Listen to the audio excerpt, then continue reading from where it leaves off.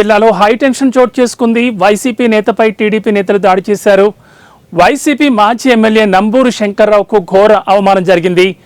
వరద ముప్పు ప్రాంతాల పర్యటనకు వస్తున్న వైసీపీ మాజీ ఎమ్మెల్యే నంబూరు శంకర్రావు మీద కర్రలతో టీడీపీ శ్రేణులు దాడి చేశాయి. ఈ సంఘటన పల్నాడు పరిధిలో జరిగింది.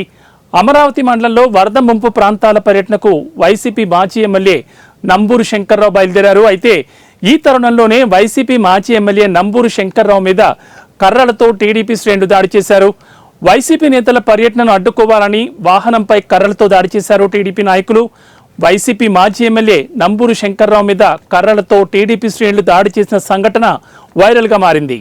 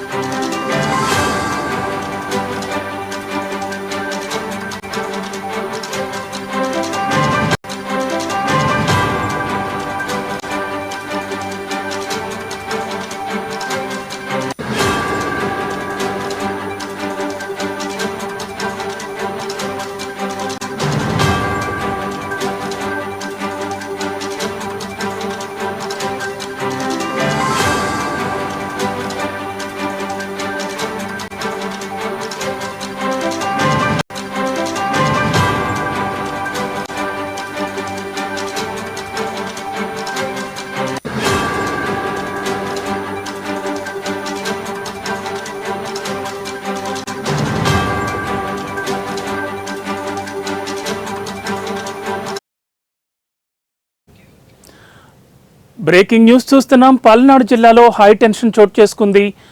వైసీపీ నేతపై టీడీపీ శ్రేణులు దాడి చేశారు. పోలీసులు అడ్డుపడుతున్నా కూడా వైసీపీ శ్రేణులు టీడీపీ నేత కారుపై దాడి చేయడం జరిగింది. వైసీపీ మాజీ ఎమ్మెల్యే నంబూరు శంకర్రావుకు ఘోర అవమానమే జరిగింది. వరద ముంపు ప్రాంతాల పర్యటనకు వస్తున్న వైసీపీ మాజీ ఎమ్మెల్యే నంబూరు శంకర్రావు మీద కర్రలతో టీడీపీ శ్రేణులు దాడి చేసినట్టుగా తెలుస్తోంది.